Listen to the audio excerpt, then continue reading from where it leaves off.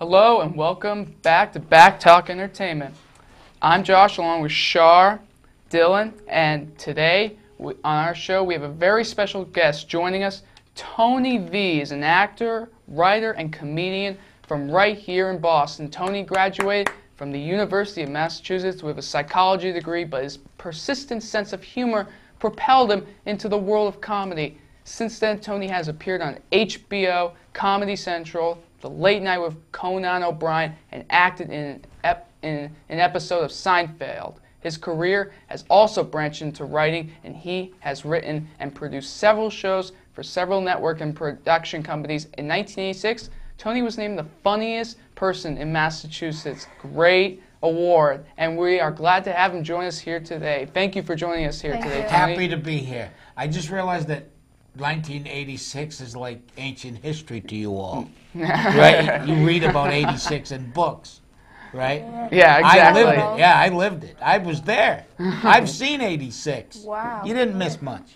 All right, so ask you, were you always interested in the comedy? Was there anything that you thought about doing before comedy? Well, I was actually an adjustment counselor and worked in a mental health center. I got my degree in that, so that's where I was sort of heading when I decided that stand-up was what I wanted to pursue. I'd always enjoyed comedy when I was a kid, and I remember staying up late and watching the Tonight Show when I was supposed to be in bed and catching all the comedians, even way back then. Right. And so it was always something I was interested in. And then I went to school for this other thing, and then I started going to comedy clubs, and I like the hours better. Did you ever finish your master's in social work? No, I was heading to getting my master's. I was going for my MSW and my master's in social work, and that's when I started doing stand-up. And then the hours sort of conflicted with each other, because being a nightclub entertainer, nightclubs are generally open at night. That's the thing, So then I'd be up all night, and then I'd have to go back to work, and you can't really help people with their mental health if you're sort of going like, what? You know what I mean? You have to be present. You have to, oh yeah, I'm paying attention.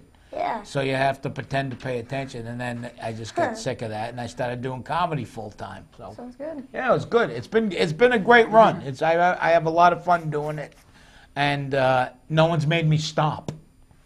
You know what I mean? I keep waiting, but no, every day there's new things like this to do. And I enjoy myself. Yeah. And you obviously worked for a while for Comedy Central and a very funny channel. Yeah. I'm a big fan of the channel, and probably my favorite show comes when Jon Stewart hosts his show. Yeah. Obviously a very famous and funny show. What makes him so funny in your mind? That the Jon Stewart you see on television is Jon Stewart. Right. He's not the same. He's exactly the same off the screen as he is on.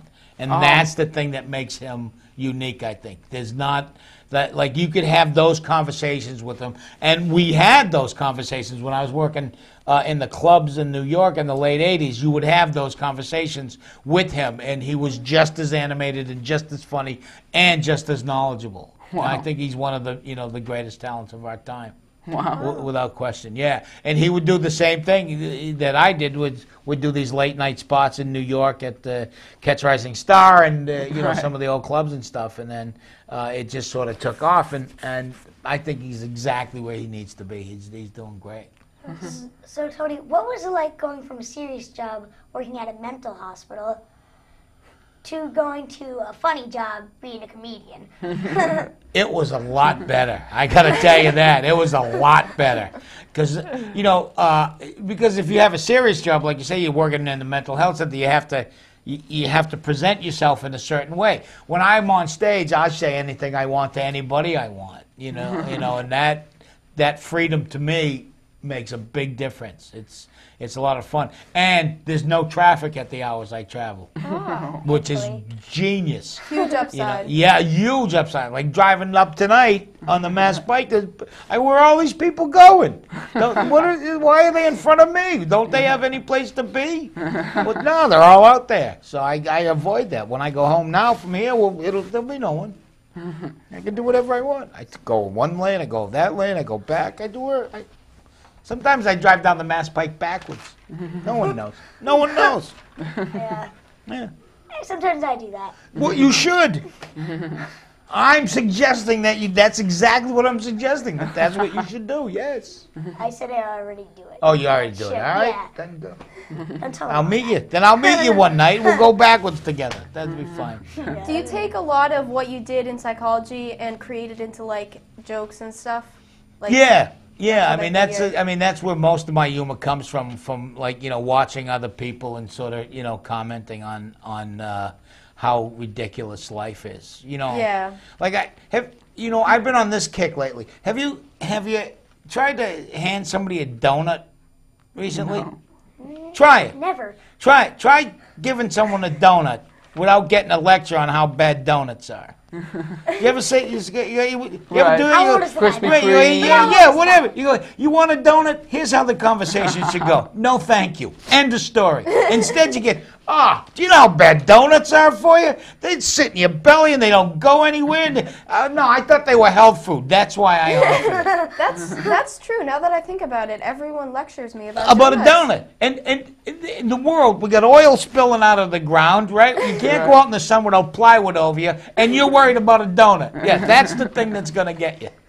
Well, not donuts is what I get the lecture about. I get it about Coke. Coca-Cola. Right, yeah, of course, sugar. It has sugar in it. Right, Oh my God. right. You know what? Have a Jesus. Coke, relax, drive backwards on the Mass Pike. Oh my God. Who gets hurt? What is wrong? Who gets hurt? I know, really. No one. It's perfect.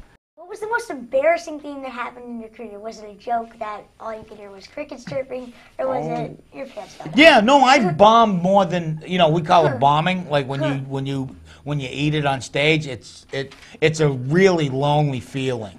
You know what I mean? It's like sometimes if you're doing 10 or 15 minutes of stand-up comedy and it's not going well, it seems like an hour and a half or 2 hours, and it can be really, really bad. I remember doing a show one time, and they didn't tell me this, but until I was walking in, but nobody in the audience, English was not none of their first languages. Oh my God.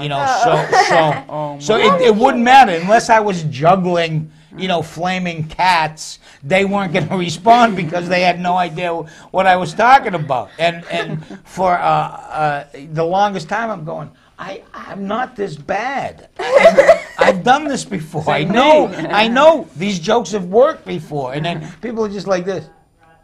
And then you go, they don't speak English. I get it, All right, well, we'll come back after these messages. Stay tuned for Back Talk Entertainment. Just like get it on his day plan, mess with Tony. You know what I mean? He would cut me off and go for coffee and come and find me again. And it didn't really work because we ended up at the same light together. And I thought I might mention it to him in a calm, adult manner. And I pull up next to the guy and instinctually I give him one of these, which you recognize as universally accepted sign for roll down your window. Although none of us have actually rolled down a window like that in about 14 years. But if you pulled up to somebody in traffic and went like this,